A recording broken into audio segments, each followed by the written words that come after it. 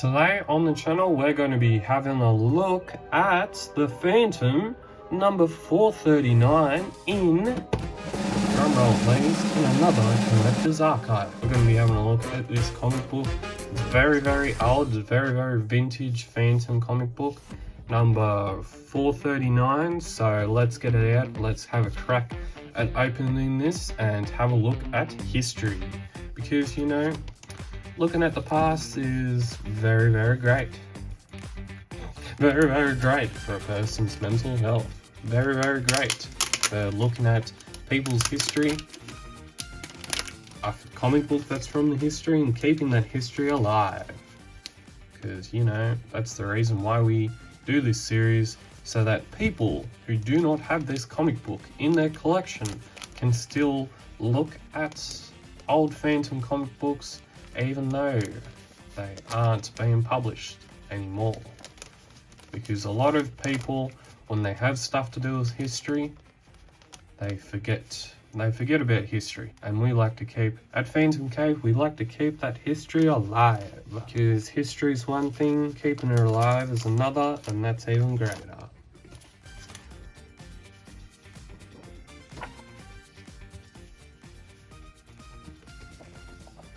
I have white cotton gloves on because I want to be able to keep this comic as in greater condition than what I received it in. And if I'm able to do that, we're doing something great. And in Collector's Archive series, we're always wanting to do that so that the next generation, when they receive this comic book after I've had my time with it, can experience the greatness that's within it. Because if we're also doing that, then we're also doing a greater thing for generations to come. Because, you know, I won't be around for all eternity. A lot of people won't be around for all eternity. So the best I can do to try and keep this book alive for the next generation so they can experience the same greatness as I am at the moment, because that generation is able to look at comics. So the first thing I'm going to say is, obviously this little spine bit is not great, but in the Collector's Archive we look at many books that have stuff to do with that. A lot of these old books, when I have a look at them, they show up on the screen as they are like a lot whiter, but really in reality they're this book is like a tannish brownish type color. So what you're seeing up on the screen exactly is not the same as what I'm looking at. Completely different.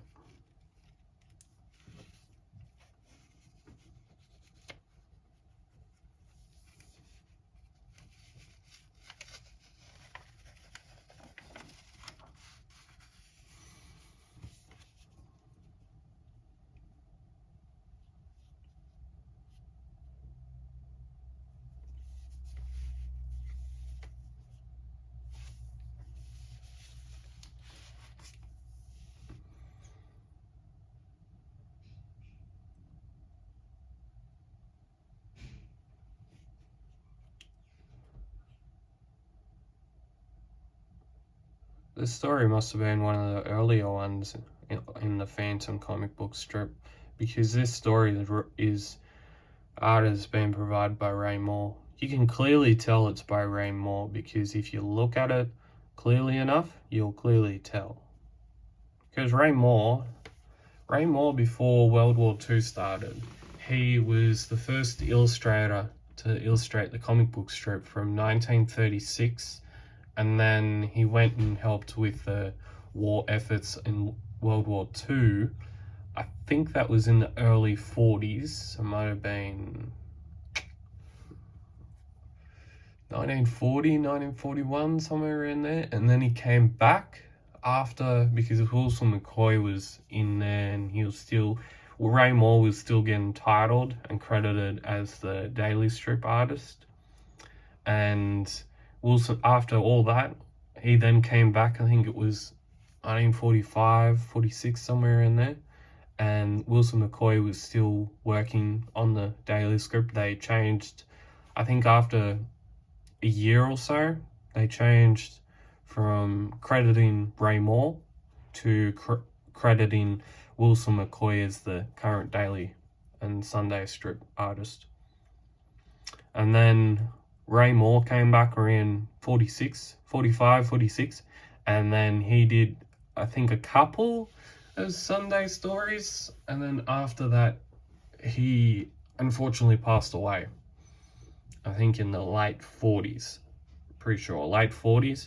And then Wilson McCoy ended up illustrating the Phantom from the early 40s, either not credited as the daily strip artist in the early 1940s.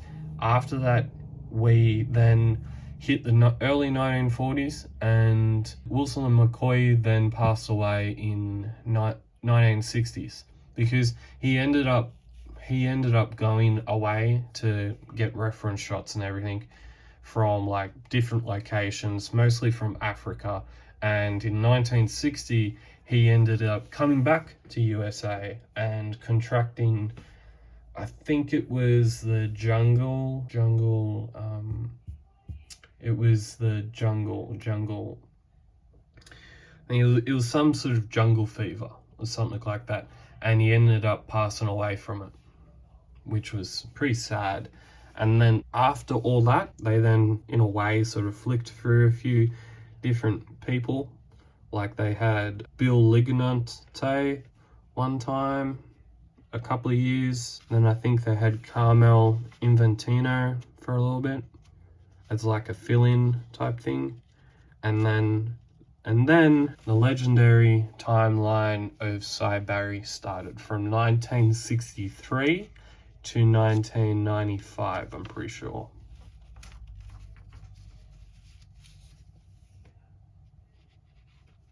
But yeah, the art for this by Ray Moore is very, very well. Very, very good. You can understand why Ray Moore, the time period that Ray Moore illustrated the Phantom was the right time period for the early Phantom stories. Because in some panels, because it's late 1930s, it sort of really helps the Phantom in creating that mysterious, superstitious type character. Because the way he's used the grey against the light, sort of grey, whitish type block parts of the Phantom, it's sort of like creating that grittiness, like that old style pulpness. And I think it really does suit like the theme of the Phantom in the late 1930s. And I think it just suits it when the Phantom was starting to get created and stories were starting to get wrote. I think it suited the time period pretty much. And then Wilson McCoy was a lot different, a lot more, well, posteristic, a lot more simple. And people used to say that his artwork was childish, but really, if you appreciate it a fair bit, you'll understand that it's really not childish and actually more than that. Then you have the big massive period of Cy Barry's stuff, and his stuff is just really, really good. Really good to look at, really good. You just look at a page that Cy Barry has done and you just wonder how great it is. Because it is. It's just great.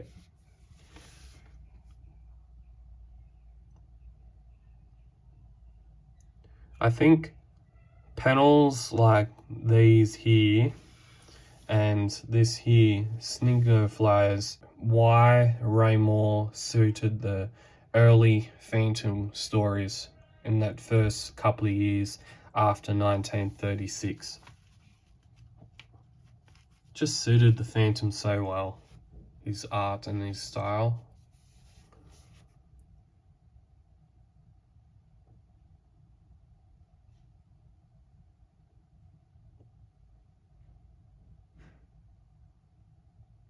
One thing that I've just noticed is that a lot of these panels on this book, look at it, like this part here is a lot bigger than this one here.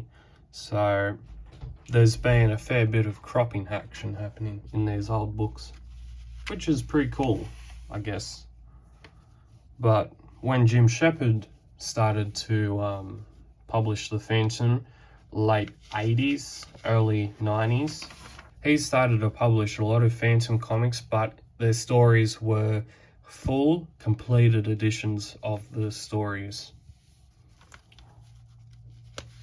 And they are just awesome. I'm gonna have to read more of those completed stories, because half the stories in those I probably haven't even read, because, you know, we're busy.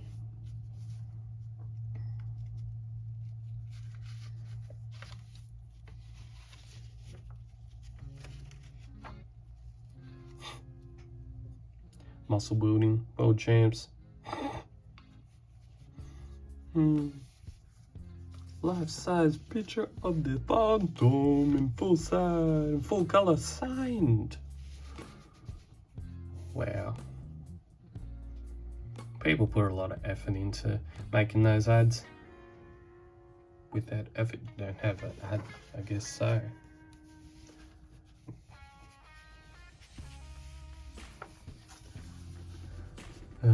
Look at the stamps. For 10 cents. 111 different stamps you can receive for 10 cents. Wonder how much they are worth right now. Probably a lot.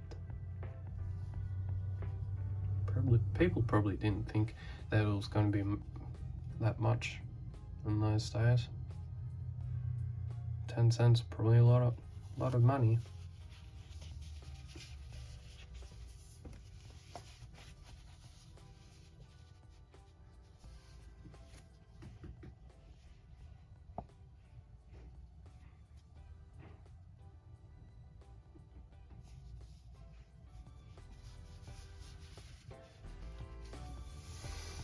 I hope you enjoyed having a look at number 439 in this week's edition of Collector's Archive. And as always, keep Phantom caving, stay safe, and you will see me next time.